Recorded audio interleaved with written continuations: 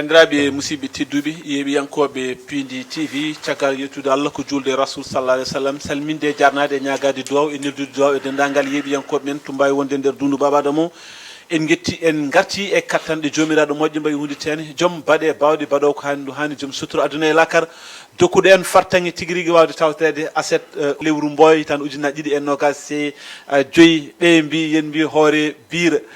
ɗum noon bandiraɓe musidɓe tedduɓe en batta so wona yewtere nde en jewaka e nder yewtere nde enen gondi eɓe ganduɗa ma ko kañumen tigui kewɗen yawdude e ndeɗo yewtere wattam lamiri wiyetede pamen pamminen ina hen mo ganduɗa ma ko kañum woni kilifa galle o hono mawɗo Abou Samba Diop ko kañum heeɗimi junggo ñaama junggo men nano ga heedi ga ko musidɗo men tedduɗo mo ganduɗa ma ko kañum woni gorko baɗanowo en ko wiyete ko revide titre woni ko sifa e kelle garawani jaydeji leydi Sénégal ɗo e Pindi Média kanko si en beltonom Mouhamed Ndim donc en mbawa sowona dokken konngol mawɗo men kilifa men Abou Samba Diop tigui rigui salmidira e bandiraɓe Abou Samba Diop jaam Allah wiyetemo mi salmitima mi salmini yeeɓiyankoɓe men tedduɓe wawɓe yiɗoɓe saabi Allah dariɓe ɓe ɓuuɓol jaggani nangue suwani ina duusen jamma ñalawma en jarnimamaɓe mi yettima ɗo o yetande o mi yetti ɓiya Mouhamed Ndim e Djiby Dieng joguiɗo caméra o e dendagal gollotoɓe yeeɓoɓe foof mi yetti on jarama kono noon tigui mawɗo Abou Samba Diop Allah jarama a jarama Mouhamed mi salminima doyen mi salmini dendagal yeɓoyankoɓe haalirde yeɓirde Pindi TV également yeɓirde haalirde tawno eɗen gandi jewte ɗe toujours en jogui haralleɓe ɓe ganduɗa elle eɓe jiiɗa ɗum hay heɗade plateforme ko wayno WhatsApp uji ɗi e ko way noon donc kamɓe kala e kuuban en calminiɓe en juurimaɓe en calmini vraiment surtout diaspora o no fewi no fewi no fewi kamɓene keeɓe yimɓe wattorɓe no fewi no fewi ndeɗo yewtere pamen pamminen en calminiɓe en juurimaɓe kono noon tigui en calmini ɓesgu men wongu toon to diaspora no mawɗo Abou wini wona e ɓuuɓol wona e nguleyki wona e kala saaha walla kala waktu joom men ene keeɓi gam vraiment heɗade vraiment yewtere nde kamɓe wonɓe nder leydi e caggal leydi ndi foof kamɓe kala te mbawi wonde jamme kisal e ɓamtare udditade e yaajede yo wone goto mabɓe kala be hormat Cheikhna Ahmed Tidiane Chérif radiallahu taala anhu e surtout nduɗo lewru teddun ndu ganduɗa hoorema vraiment enen gonen woni lewru korko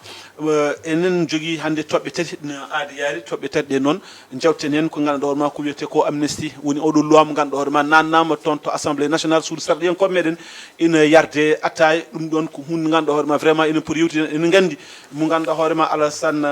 Alassane Sall ceerno Alassane Sall wonko ganduɗa hoorema nannino loi o kono ha hande enen donki famde goɗɗo mo ganduɗa hoorema nanniti kadi loi o ko mo ganduɗa hoorema ko Amadou Ba mbo Pastef woni oɗo loi mo ganduɗa hoorema interprétative mo ganduɗa hoorema ɓe nanni ɗum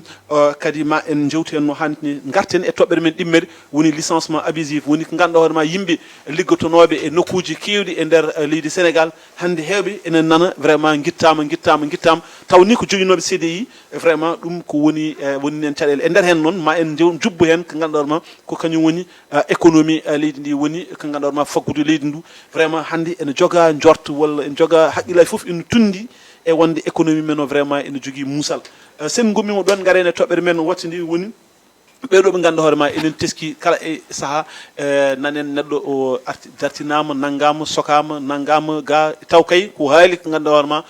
ko miijo muɗum ɗum noon vraiment ma en gaare goɗɗo mo ganduɗa hoorema vraiment kadi ko jertinde ɓesguli foof woni fulɓe woni jolfuɓe woni ɓesguli Sénégal foof no ndiɗorno saɗa ƴetta konngol aɗa fayna ɗum e ganduɗa hoorema ko foti no leñol walla ko foti no hinde beela ganda no kalirta saabu sa anda no kalirta senaki wonko wawi heɓtade men ɗum noon alay saago garen e toɓɓere men aronire nde puɗɗirɗen e Mouhamed Ndim musidɗo men tedduɗo mo ganduɗa hoorema ko kañum tigui heewi ɓaynande en ko wiyete ko rewide titre Mouhamed e loi amnesty mo ganduɗa hoorema iɗinno windude ɗerwol fewde e ɓen ɗon ganduɗa kañum goni sarɗiyankoɓe men woni ceerno Alassane Sall surtout wadde nde artirde oɗo loi mo ganduɗa hoorema waɗe abrogé gam waɗɓe caɗele ɗe ganduɗa hoorema ene jarno e 2021 ha 2024 mbawa vraiment notoyade laamu en jii e nder on ɗon loi elle o way ko calanaɗo ceerno Alassane Sall kono elle wonmo jaɓana woni Amadou Ba mbo Pastef holko mbawɗa haalande min hen ha yimɓe ɓeɗo famde on ɗon fof Bon, doya jara par rapport e no biruɗa ni bon loi d'amnesty de ko ɗum histoire ɗo e Sénégal en gandi wonko hokkuno fartaŋe Ousmane Sonko e Bassirou Diomaye Faye yaltude kaso ha hande kañumen jogui laamu ngu donc ko loi d'amnesty rewi ɗon e ene jeeya nde o waɗata DPG makko déclaration de politique générale nde o ari à l'Assemblée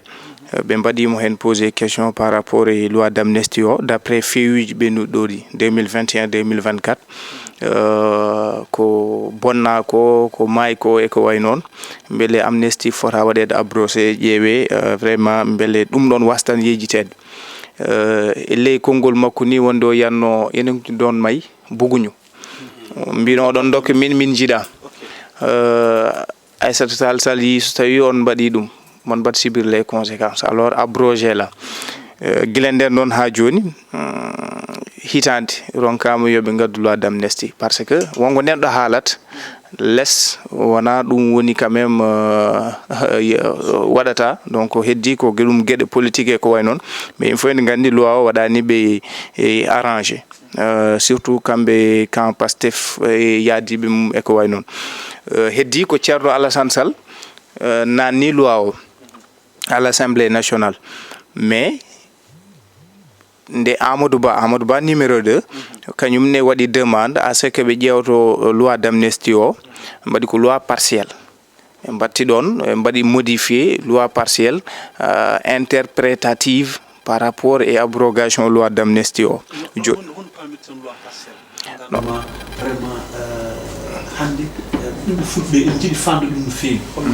bon en gona fanni encore to bangui ñawoji no justice mais bon c'est juste quand même so ɗum ɗon haalama tan ko tundude hakkillaji yimɓeɓe par ce que so tawi min mbi interprétative ɗum ɗon a waɗata convoqué ko haala gorka wadde golle ɗe gasan taw beele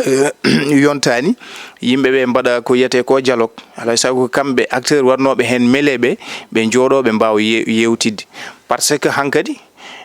wonata ko une justice sélective no ɓe mbirata ni si bo hande ɗo jooɗi ɗo yimɓe jarat so tawi a ƴeewi procédure o no yarata ni a yiyat waɗa ciblé bon koko waɗa ciblé les forces de l'ordre alors que en jii événement ji ɗi ne mbaɗi 2021 2024 surtout nde wuli nde wonɓe jiiɗen ne tira des balles réel wona homme de tenue en wona force de ɗum ɗo les forces de sécurité en jii ɓe ganduɗa ko dupannoɓe galleji en jii sukaɓe ɓe ganduɗa ko waraɓe te eɗen gandi warɓe ɗumen ɓe bon hande kalɗo wasi halde yimɓe ne gandi hol camp ɓe jeeya eko way noon te loi d'amnesty yimɓe fof ene gandi c'est trop technique parce que an politicien gonnoɗo ministre o so tawi wonde a waɗama convoqué so tawi a namdama peut être aɗa waɗi hen mêlé sa welama mbiyam min nde mbaɗanmi ɗum nde mbannomi ɗum ko mbaɗo jeeya e landa naggam loi o yaafimama mais nda sa fami donc c'est un peu technique so tawi an aɗa par exemple on saaha gonnoɗo ministre des forces armées exemple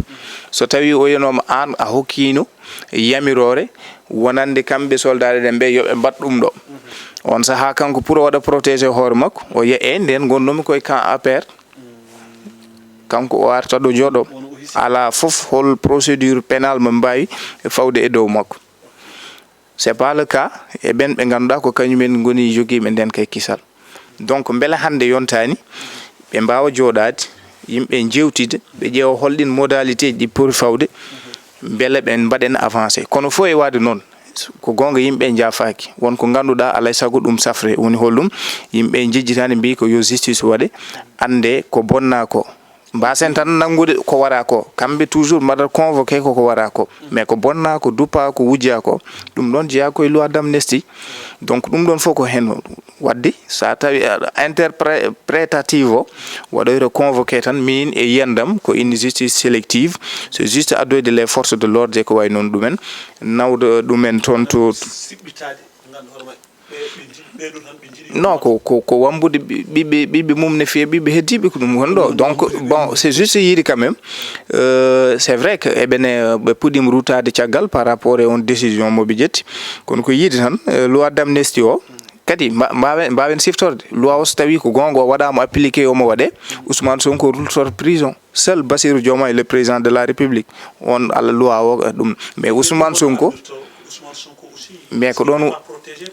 non Ousmane Sonko ko simple premier ministre o rultoro prison yimɓe ƴewta ñawore makko beela hande pati wadde ɗum so tawi peri waɗa ɗum enen Sénégal noon so tawi ɗum ko guila e Ablaye Wade ha ɓeeɗo jooɗi kala régime garɗo so tawi woodi ko yiɗi alay sago ma change les articles change dosɗe change ha daño no yiɗiri ni wo daño ɗon musel ɓenna donc yimɓe fof ene gandi loi d'amnistie no foti lelorade woto ɓe gaddi quand même gueɗe ɗe ganduɗa ɓe change ɗum haɗum wona ko mbiyeten ko toujours une justice sélective ɓe nanga ɓe moƴa ɓe doyen ɓe nanga ɓe moƴa ɓe Abou Samba Diop so tawi en teskima e nder leydi Sénégal beele ko ngolɗo lawol woni lawol garwniwol loi amnistie ina waɗe e nder leydi Sénégal hani ɗeɗo cengɗe ene mbawa yewtude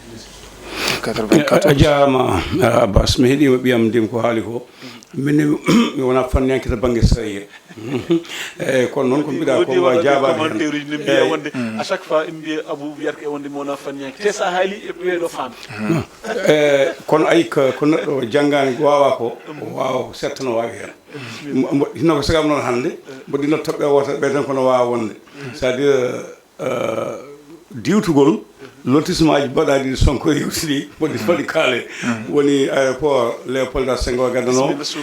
so heƴat ma gartu hen e Mboka ɗo caɗele gonnoɗe hen ɗeɗen gandi ha Bassirou Diomaye Faye yeehi toon ɓe mbatti ɗum e domaine privé de l' état e Ndar namdal ko holko saabi ɗi nokkuji tati tan beele Sénégal ko ɗi tan poti waɗede no foti lotissement aji mbaɗa e fof waɗa annulé mataw min mami artu hen gongol bon koye di ko yettude banam debbo goto mo ganduɗa no wiye Altine Diaw ko bandiraɗo debbo jeeyaɗo Jammel Dially e Yooli Danga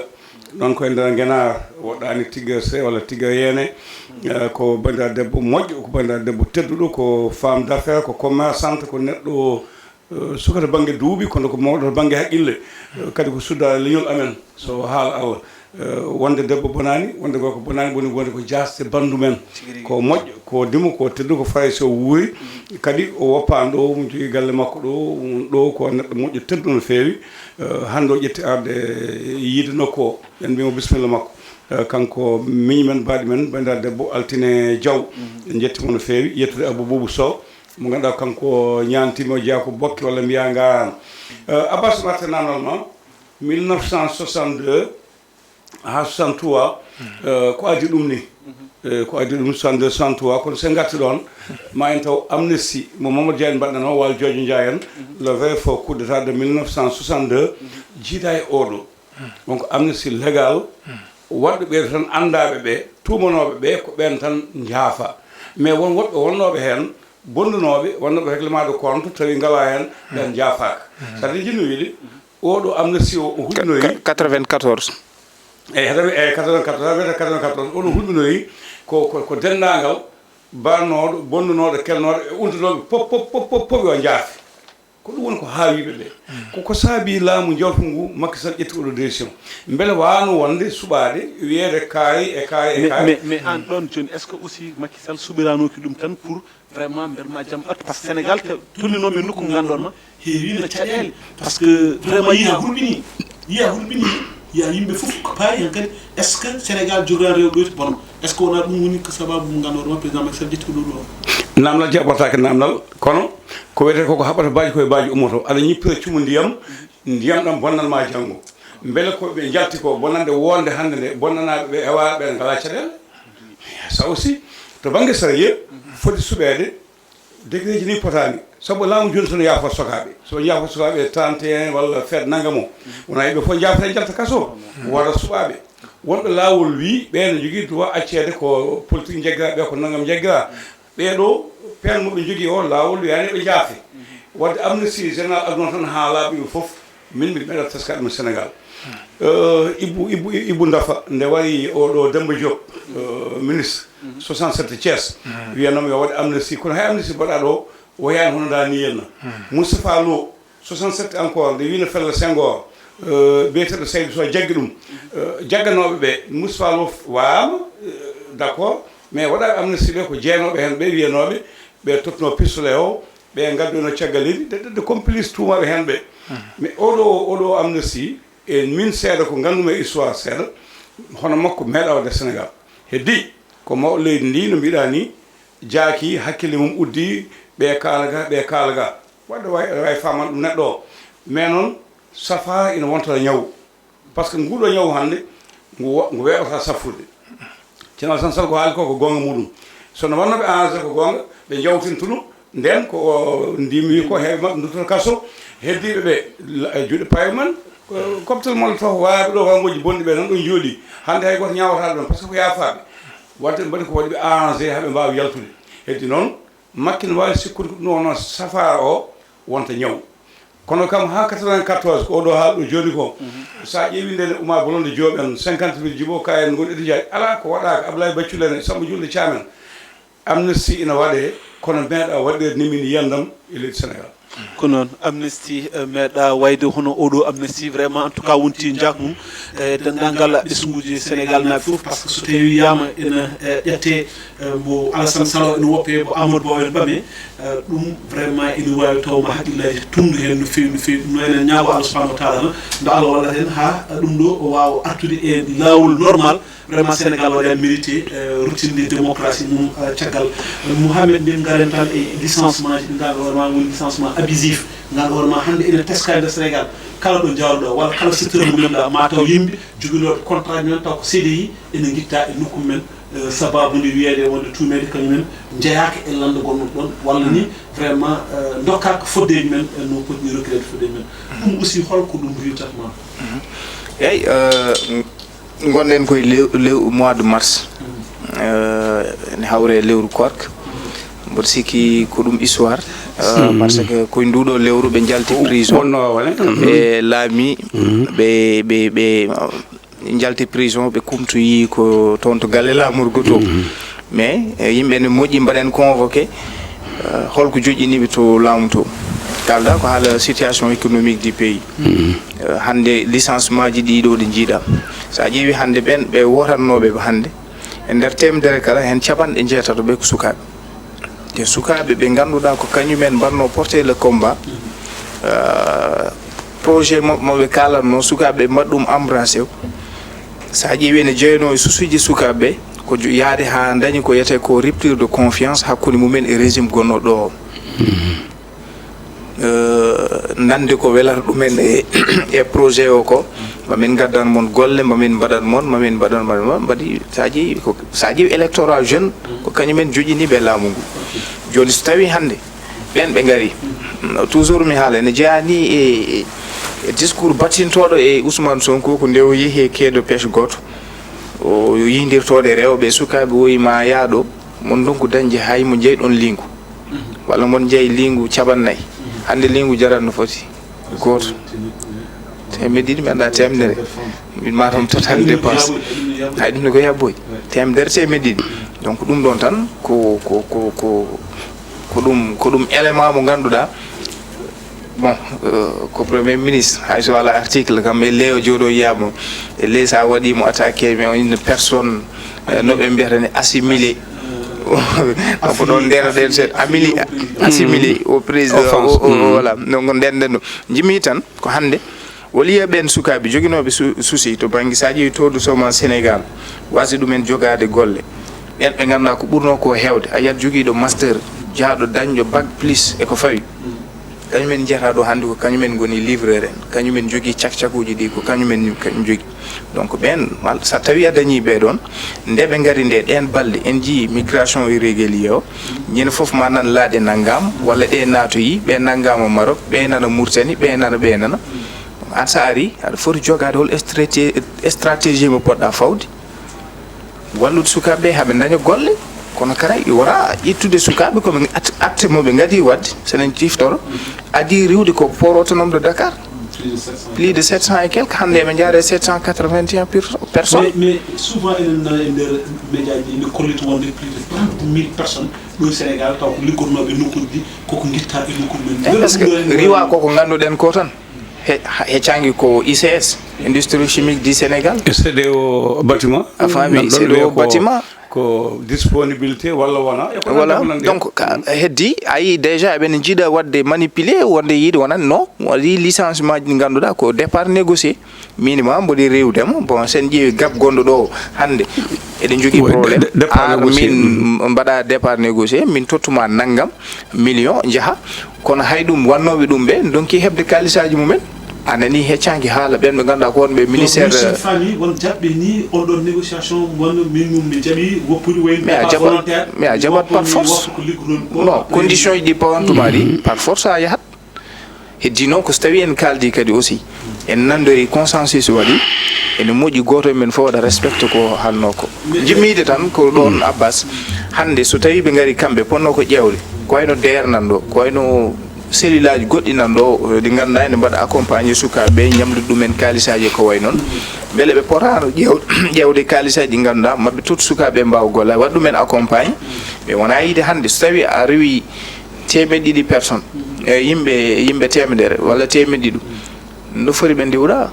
par ce que Abbas mo ndiwɗa o ko jogiiɗo debbo ko jogiiɗo ɓesgu ko jogiiɗo galle ko jogiiɗo donc sen haymi ko mbiyata ko capantati ujunere neɗɗo riwama fitti ko hay so tawi ko yimɓe ujunnaji tato ndiwa ujunnaji tato ɓe hen neɗɗo fof ɓen mais kala diwaɗo ko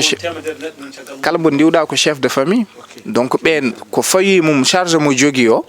ɓen ko ɓen fof nawɗa o chômage donc nan ɗon mais ɗum fof e waɗno en jii hannde port autonome de Dakar caɗele ɗe ngannduɗaa jogii ɗum chute mo waɗi o hannde donc ɗum ɗo fof jeeya koye situation mais on fannu rek en jii directeur maɓɓe ko ɓoyon ko yalti wi e wonde ko yimɓe jotto koye téléji ene kollita wonde vraiment que chute ɓe ngoni ɓe paamani kono kanko jusqu'à la dernière seconde de sa vie enfin mi tawi tan omon ardi port autonome de Dakar o totani chiffre o wi o totani chiffre bien sûr o wi ko so Allah ɗum ɗo nen ɓi nene yaha wonɓe gandanɗa hoore ma koko joɓa koko ene keɓanno des subventions plus de presque 200 et quelques millions ɗum ɗo noon ko nanngu ɗum hay goto wonta heɓ ɗum toon donc kamɓe ɓe gardi ko wadde mais hol kalɗo ɗum aɗa andi presse hay ala presse goto haali ɗum ko ANSD agence nationale des statistiques et de la démographie ko kañumen kaali mais ko ɓen ɓe ponno yeddude kono ala presse jaltuɗo haali ko waɗi tan inventé chiffre uji mum fawi ala ko ANSD te ANSD ko ene jeeya e golle mum ƴewde ko cuuɗi gollorɗe ɗi wadde évalué ko chiffre d' affaire mum ko waɗi chute uji ɗi waɗi ko way noon machallah Mamadou mawɗo Abou sen ƴeewi ha nder tawten ko kamɓe régime kesso ɓe kollitino wonde so tawi ɓe ngari e leydi ndi a faami maɓe change gueɗe ɗe ha yuɓɓa ɓe dokka sukaɓe golle no feewi kono sa ele sa teskima tawata ko ɗum ɗon koko ɗumini soit mi ronkat famde beela min so tawi mi ari mbeɗa laamo mi oppata ɓe gondunoɓe mo ballanimɓe kam fof mi yaltanaɓe après mi nana ɓe wondunoɓe am ɓe walla holko saabi vraiment eɓe ƴetti stratégie ittude joguinoɗo contrat CDI te contrat CDI ko contrat indéterminé ganduɗa hoorema diire muɗum gasata so wona taw peut être gollal gollal ngal ko gas walla joomum yeehi retraite so tawi joomum ittama ɗum holko foti wawde jibnande ɓesgol meɗen koko caɗele kono woten jiɗɗa bas mi haali ɗum saaha yewtere lewlal communication ko nandi hen kala jiɗɗo laamade Afrique ha tengtere Sénégal ma haal gueɗe tati ɗe wawa wadde hokkude yimɓe fof golle ustude cogguji gila ñamete e ko yiyate luwas hadde yimɓe ɗanle ndewani lawol hande o ittu ɗum weeɓani kono sa yiɗi ƴamde saɗa ƴama debbo ƴewta koko welimo mbaɗa ɗum no ko yiɗi ñantoɗa naggam o ha o jaɓanma somi faami kamɓe e ƴamalle ɓe gonno eɓe kaalide mbelata fof hankkadi ɓe keeɓi debbo wona kamɓe tan ay kala garɗo Abdoulaye Wade wanno ɗo ko gouvernement waɗi ɗo rêve retour des immigrés tant yimɓe nafta ɗannade mbeɗa haqqi ɓe ɗannade mais Abdoulaye Wade est ce que ɓe guitti yimɓe non mi so Allah lisan joni wiide ko hokkude golle ɗe hokkude yimɓe golle ɗe par ce que hokkude golle ɗe usine aji ngala taxe uji ne keewi sa yiɗi udde entreprise Sénégal ɓe pawayma ha ganca lempoji pawayma ha jana donc so usine aji uddetaki usine aji ina udde hono golle dañoto a yiyani usine aji kessinama he par ce que yimɓe kulti goppi hakkude ko ƴette caggal leydi nanne ko e liggotoɓe ɗo ɓe ko laamu ngu dañata toon ko beele dañi ɗum ga e nayomo e basalle ɓe e pomtaɓe ko nandi hen ɗo ko cuuɗi cuuɗigel wonɗon wadde ko wiidema ɗeɗo gueɗe tati ɗe meeɓani ittude kono kala mbaɗowo politique hay janggo so goɗɗo no ƴama lefol laamu leydi ni ma haal ɗum ma ñingi wiye ɓeɗo on liggani yimɓe wona ɓeɗo mbino ko makki liggaki makki no Abdoulaye Wade liggaki sukaɓe goyi koye makki Abdoulaye Wade hande nadem yoya Abdou Diouf ko yoya makki ko yoya ɓeno ko yoya ɓeɗo min kay mi fuɗɗima nande slogan kese ɓe mbiyata ko mos dem nanda eyyi ɗum men jaaha ɗum ko goɗɗum joni noon to banggue golle ngala gollotonoɓe kadi nan uste Sénégal no jogui ko wiyeteno ko ƴettude disponibilité no woodi kaldeɗa aɗa jogui aɗa yiiɗi ɗannade walla aɗa jogui ligguey goɗɗo kalda e entreprise ma salaire ma yowe ɗo jiɗɗa fof jaaha so timmi gartoya sa diwtini wasa wonde départ volontaire no wonno ɗum gandi komi jiɗɗo yaade ala ala jal balle kam joɓonmi ko jogani ɗonmi ko min komi jahowo ne jogui ko wiyete ko mo ganduɗa départ négocié moni kalden entreprise o natti dañde doole aɗa natti wawde yobde min eɗen teddodirno ƴeewen holno mbaɗɗen ka seeɗa hamme seeɗa oto ñala wasa oto ɓeydugal wasa kono ko woni ɗo joni ko e ɗiɗo yontaji wona noon wayi ko wiide wonko fawe amen no teddi ko liggotoɓe pawe amen ɗum jomdi ne heewi walla golle ɗen ndewani lawol walla koɓe liggoto ko ngala gartan ko Allah noon kaltan ko ko gonɗen min mi wondani e parti Samba walla parti Demba mboɗo jaɓi noon kala garɗo entreprise yurno liggotoɓe sen kaldi gonga won mayiɓe duuɓi temedere nan ɗo ene jooɓe ça aussi faut kalen gonga koye Sénégal gonɗen koye koka gonɗen ko julɓe won entreprise aji nan ɗo won mayiɓe duuɓi temedere nana jooɓe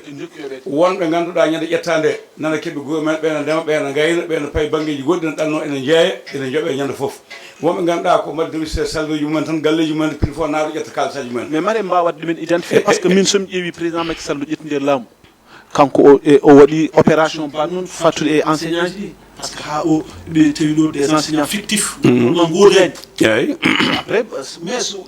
min j'aurais souhaité ɓe ƴeewa kala mo woodani itte hala mais ɓuuri kay neɗɗo goɗɗo mo ganduɗa ɗum aɗen dewi gonko aɗa bas wona makki tawno ko Abdoulaye Wade na waɗa ɗum itti wona itti mais yonta makki ɗum waɗi e laamu Macky Sall ko Allah kalda tan waɗi yimɓe ƴettaɓe tan ñande bindoɗa nde yaadade mo yaadaɗanno tan nelde salaire ma min mi yaadani ɗum kono kadi mi yaadane a ari tan ka parti a tawi ko liggano ko tanga tan Abbas e Abou Diop altine ko banu debbo ɗo wonno yoɓe hewɓe kamɓe foof là aussi je ne suis pas d'accord par ce que wonɓe service aji he ko gandal men joƴinɗo men wona politique joƴinɗo men gonta ko parti Samba gonta ko parti Demba ko gandal mumen sa yiiɓe ko nder probléme par ce que ko gandal mabɓe c'est des techniciens kamɓe ko y a des fonctionnaires de commis de l' état min jaɓani aussi arde tan diwa ha laaɓa ɗum woni ko kalta ɗo joni ko saabu to ɗum tan ko wiye oɗo département woni tan ko yimɓe ndim donc ndim ko kabɗe ɓe wonno guittanɓe ha laaɓa mi yaadani ɗum on licenciement mi yaadani hen jaadumi noon ko jaadumi par ce que c'est politique kala responsable politique ara usine ñaagui o ƴettaniɓe sappo nogas militaji muɗum ñande ɓe minda puɗɗi ɓernde ha dangue dawɓe garta ko heddi noon ko so tawi aɗa usta yimɓe liggotonoɓe ko mbiɗa ko joguiɗo CDD ene jogui ladial lebbi jeegom walla duuɓi ɗiɗi so tawi o waɗi laabi ɗiɗi a ala motif daya CDI jaaɗo hayti ɗon noon jiida e puɗɗoro tan mi welama mi riiwi ɗon kadi aussi wona lawol inspection de travail ne jogui hen gueɗal tribunal travail ne jogui hen gueɗal yooɓe juuni ɗum ɓe ƴeewa ɗum kono fof ko mbawɗen wiide Abbas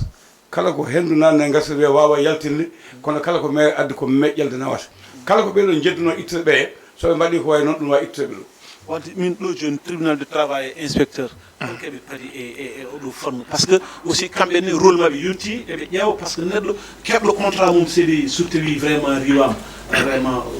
mais aɗa andi mawɗo Abou yini ko gonga ɗum kam en jiiɗum e laamu Macky Sall e mbayni laamu Macky Sall kam waɗi gagné on record kono noon kala ko jiiɗa leydi ko droit ko laabi mum jogui so tawi a rewi baɗɗo joguiɗo CDI on kaldi aɗa waɗa a totta ɗum e indemnité ji mum e dendagal droit ji mum mais totta ɗum ɗum woni lawol ministére hande o mo ganduɗa jogui ɗum ko Birane Souleye Diop mais a wawa riwde yimɓe walla wona départ négocié no CDC ni caisse de dépôt et de consignation ko kalduɗon ko kadi huno ko kunonɗa yimɓe jomumen ko a waɗanta ɗum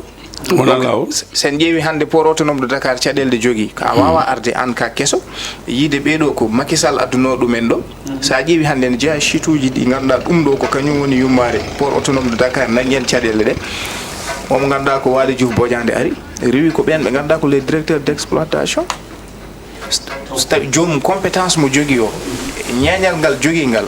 e ɗo ngooka ka jogii ɗon ka so tawi a riwi addi ɗon keso mbaɗuno Abbas ne wawi taw mo jogii jangde nde bela sikkani ko ɗum woni ko waɗi ko hannde ko wiyete ko économie no vraiment mais wuuri ene jeeya heen par ce que hannde sa ƴeewi enen premier même man to baŋnge finance sa ɓenni DGID ko port autonome de Dakar ko ɗiɗo jogiɗen kam hannde gafe keyni ngannduɗaa ne ngaddana leydi Sénégal bari kamɓe mbi ko sohla ko ɗo e 2050 ko sohla ko to baŋnge ngalu kamɓe ɓe ɓuuri jofaade ko ɓe mbiyata ko économie endogène foti ko ummade e leydi ndi en jii caɗeele ɗe ngannduɗaa ene jaha ɗe chituuji ɗi ngannduɗaa mbaɗi port en jii nokkuuji goɗɗi ɗi ngannduɗaa ɗum so waɗi taxe uji ɗi ngannduɗaa hannde sa ƴeewi transitaire uji ɗi hannde heewɓe hannde so tawi a tellini contenaire ma ko joɓata ko taxe douaniére ko joɓata ko ɗum waɗi heewɓe darotoɓe malinaɓe ko ɗo mbaɗatno transité Côte d'Ivoire dattima en joni Côte d'Ivoire joni ɓe ngannduɗaa hannde aɗa anndi port wona tan nadde nde yalti hay so lelaki no daraki mi andano hakkude darade lelade ko on ɗo so daraki ne kam lelaki ko wurade on mawɗo Abou Diop en garat e ko gandanɗa hoore ma woni presque toɓɓere men wattini woni série d' arrestation mais ɗo jiɗɗen wadde évoqué ko ganduɗa hoore ma toon to assemblée nationale e ɓen jogori kadi ittude wutti ko ganduɗa ma woni Moustapha Diop maire mo ɓibaɓe men Moustapha Diop maire mo Louga mbela sikkani keɓe jokkuɓe tan vraiment yidde kala dilluɗo walla kala tuma ɗum tan ɓe nanguma ɓe nawma to ganduɗa hoore ma ko woni prison ha ɗum mi ɓeyda seeɗa ni ko kalten joni banggue wonko kalten wonko nguɗo lam yiɗi wadde to banggue magasin ji fodde 1000 mi anda 2000 mi anda 3000 wonko mi jiiɗi wadde pour mi anda holɗum wadde magasin ji ko nandi hen kono ko yidde wiide gueɗal gotal laamuji gadani mbaɗino koyte ko 70 yidde habtade bitikaji hewɓe honki abla wadde magasin témoin honki ngal jaɓɓal ngal yiiɗe nannude koye yimɓe beele ma amno walla amnotako ko Allah andi ɗum ko projet ko heddi ko to banggue ɗiɗo ñawoje koɗe jokkude ɗe ko kala memaɗo so wiyama wonmo haaldi walla momo waddi jokka rewa hen goɗɗo rewa hen goɗɗo rewa hen Moustapha Diop hannde hanki wonno ko holon Farba Ngom wonno janggo goɗɗo no wawi wonde yo Allah hananen ɗo mais guittugol ngol wudere horom jomum chaque min ronki famde quoi chaque fois a yiyat so neɗɗo dilli tan ɗo tawi ka député kam wuttima ittam won mawɗo goto wi kam e wonde ɗiɗo gutteɗe ɗe ndewi tan e ɓoot mbeɗa so ɓoy seeɗa enen fof en keɓta ko min kam mi mbaɗa heewi wiide e konngol am saɗa waɗa ɓe carte kalis wuuri sa hawi muub kalis ma mbaɗa e jiifa ma ko wonɗo fi jomum kella hakkillaji saabu so carte mbaglitima sa fiyama muusat nden winande tan dokkatmi kala mbawɗo wonde ka laamiɗo laamono poɗɗa laamade ka iwaw janggo ka joom ɓesgu wonko woni caggal ma mais so tawi comme par exemple an mbiɗa e wonde ko ngolɗo ponduɗa hen fof ponduɗa hen a funde hen aɗa funde hen wasde dañde deuxiéme mandat mais yo forte par ce que ɗum woni slogan ko jubal jubanti manam mbiyen ndew lawol ndewnen lawol taw kadi kala poɗɗo rewnede lawol so tawi on ɗon miijo jomumen jogui est ce que a sikkani réellement ɓe gonki e gonga wonande kala mo ganduɗa hoorema wonani e gonga ɓe guittu ɗum ha laaɓa ceeɗu non hay so tawi janggo ɓe piye kam non min mboɗo jaaɓi par ce que kala miijotoɗo deuxiéme mandat e dañde majorité assemblée nationale ma fi guiɗo ma goppa gagnama cintoɗo deuxiéme mandat kala mo ganduɗa laamoɗa ko ada jooɗo ha cayi ada yiɗi bandaji 5-6 ma fi guiɗo ma goppa gagnama c'est à dire ma ittu nafannoɗo leydi gadda bonnanoɗo leydi so tawi noon an jiɗɗa tan ko fewnude leydi dokken kartema Sankara walla Amadou Touré annima tan ko fewnude leydi ndi so yiɗi daña deuxiéme so yiɗi daña troisiéme wiya fewni ɗum woni a fuɗɗorta ko ɓiɓɓe jananɓe goppa ɓiɓɓe ma ko hoorema puɗɗortoɗa saɗa usta jobdi ustana hoorema jobdi so tawi aɗa laamu no usta mbiya ministre ma yo ustu bonande mbiya yoɓe mbat ko goɗɗo waɗa soke ko so bande waɗi ɗum soke ɗum woɗo yaade hen no calimi ko ya jaggu ɓiya mbaɗa caggal e bande e baade dande ar feebi bi janan ko non jaggu bi pa caggal jagga bi janan yo ya kaso mambe din ko régime o wi ko horizon 2050 horizon 2050 subak al pinda fof ma nan nangam subo ci est-ce que c'est formateur horizon 2000 minen ha jangu ni wodi non mais situation économie situation leydi ndi abbas en do afade ha 2050 heddi non ko ça c'est le souhait ko dum woni yidde mabbe kon hande o saha en parade ha 2026 en parade alors les sacrés parade parce que déjà impérativement d'ici 2029 ko kambe gondu ko be ngari ko 1 an feedo joni holko jiida dum do ko dum bilan baddo positif mo biata dum do badi mi arrestation ngaji dum won ko calcul positif est-ce que su jokkal su tawi en jokki do 2050 est-ce que on a une fois on va se retrouver no adandi hunde kala ko jiida ko betto nde be jodi be jehi élection législative be badi perdre plus de 500 et quelques voix e ganduda ko hanki jarno e mabbe hande o tan jehi donc dum don won ko sabi ene jeeya non suka be ganduda ko be mbino dumen ko jeeya ene jeeya taux de chômage on beedi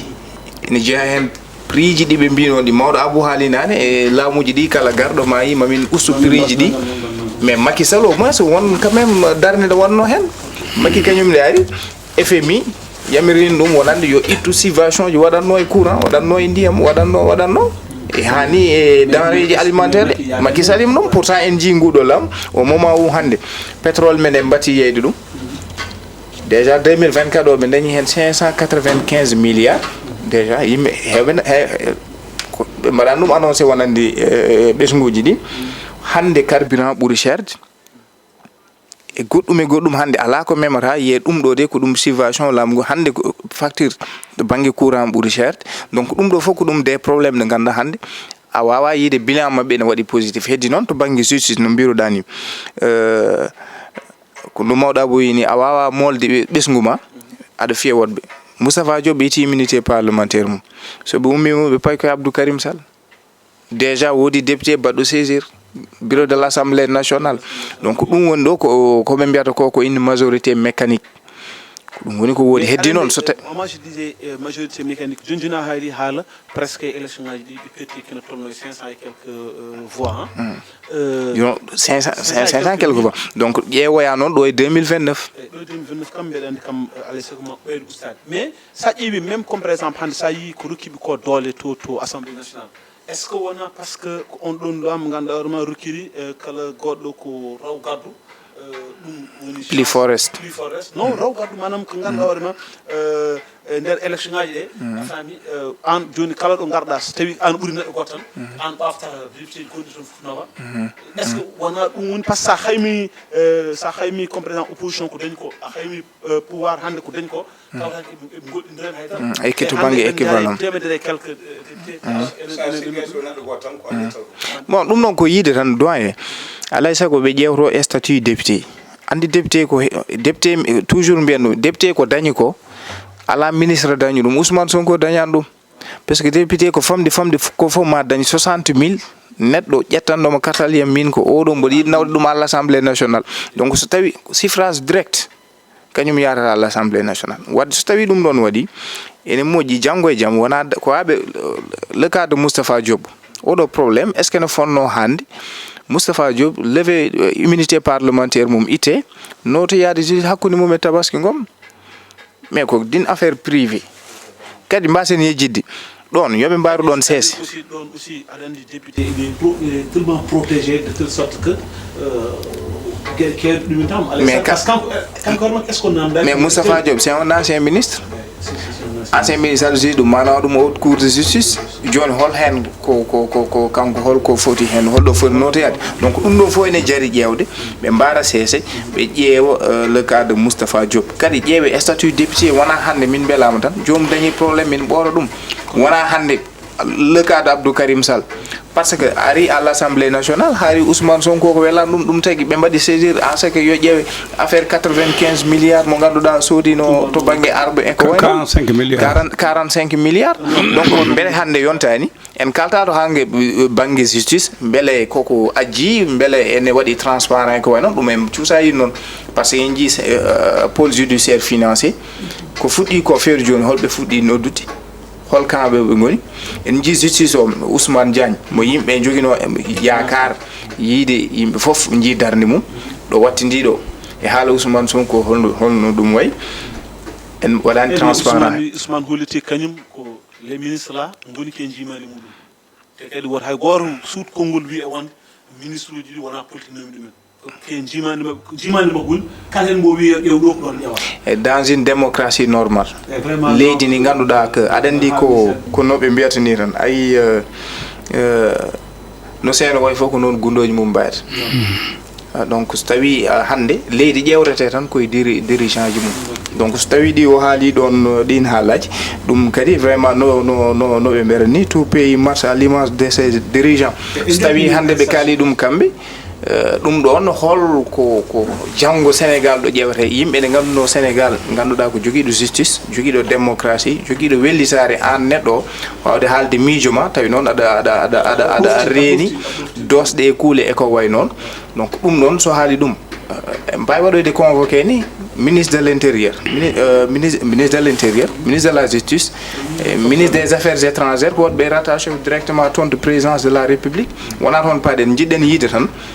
ɗum fo e waade noon Sénégal ɓiɓɓe Sénégal fof poti devant la justice ɓe poti ko fondude kono ko fuɗɗi ko ha joni en jiyani kam justice baɗɗo transparent justice o ene wawi taw ko Allah fam Maodo Abou mi sikki ma taw ko ɗo tigi jofnirten yewtere meɗen woni arrestation mo gandorma Aliou Top joni en kaali no mbiɗen e wonde kala bawɗo so tawi aɗa ƴetta konngol aɗa fayna ɗum e leñol walla aɗa fayna ɗum e rendo ƴewno kaalirta hayso tawi a wawa kam ñantude konngol tinno eto wor waɗ ɗumen ko ɗum hen est ce que onon jaadi e on ɗon arrestation mo gandorma kanko Aliou Top misino ko sagam wona yewtere heewinde saabi ko woni nder hen ko goo ko nanda men ko jeeya danke cosɗo habirde no men ni kala en ɗo e meccal ko fasirade kono kadi kala yewɓe no pecca bénéfice so perte ngari peccat enen peccat teddungal peccat mette ɗe kono kadi sa yimo ndenduɗa teddungal mo ganduɗa so waɗi aɗa teska hen waajo ɗum mbiyeten Aliou ko yoɓe ndenda ɗiɗo haaluji ɗi secteur ha ɓanno sengo en wuldada en ɗo ina kaala yoɓe mbanni ɓe mbattu ni yoɓe ndena ɗum ala leydi e leñol ndi ganduɗa meeɗi laamade tawa yiɗana leñol mum fof jaam walla diwan muɗum jaam mais defleng haali joni ko ARP on sababu ha defleng waɗa defleng hande ko yoltata ko ɗemgal e hujja seeraɓe wonko ñaagui yo waɗe wagude jiida ko fedde ndi noon sakulleɓe ndemi mbaɗa ɗo ARP hande ndendi sakulleɓe ɗen jettaɓe ɓe dañi ñalawma kuptidinde banque UNESCO aɓe jiiɗi wadde banque spécial mais ɗum neɗɗo wawa ɗum hadde neɗɗo wadde neɗɗo o to banque jolfuɓe yalla yuma Ibada Thiamen e woɗɓe ɓe min gonno ɗo nden min goni cikon gurdam men fof ko ɗemgal woto tan yo wod yo laamu yo ya yesso wadde so tawi oɗo fedde ɓamtata pulaw wuuri walla tabital pulaw ene jogui droit wuurno yo fuɗɓe gono yo fuɗɓe laamu yo jaaro yesso wadde yo Aliou reno ɗum oto naatani e ɗin débaji kadi aɗa wawi haalde goonga mo ganduɗa lawol ni jagguma walla wasa jaggudema taw ko goonga kalɗa mais ko haalde ko anda aɗa haala inde ɗe anda aɗa haala radio ji ɗi wona kañan o joofima ni a joofima radio ji joofima hay yimɓe a joofima hay yimɓe ɗum ko jaydenken fof ɗum rentade yoɓe ndenta kono adda caɗele kono adda leñamagal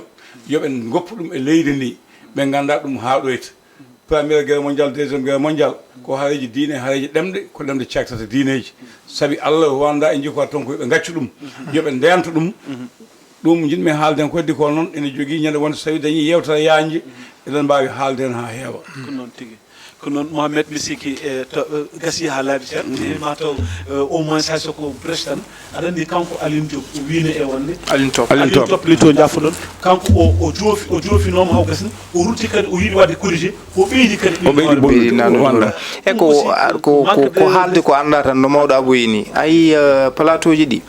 koɓe ƴeewa ko dogata hen ko jarani dañde viuji ɗi dañde nde yo taw an ko joɗɗa koye gonga ko kalta ko aɗa andi ɗum yimɓe kadi yoɓe janggo so tawi ka aɗa innitoro ka journaliste yimɓe mbawa noon sernude journaliste chroniqueur animatrice etc an tawno hande plateau ji ɗi garɗo fof koye chroniqueur ko journaliste e ko way noon mboɗo sikki janggoyde nde hay COP nanna hen taw ko hono amen tan ɗum ɓuuran luuka mbawen famde kadi Sénégal no sifori ni aɗa yiya gonga ɗum ko ɗum gonga goppa par ce que Sénégal mahori noon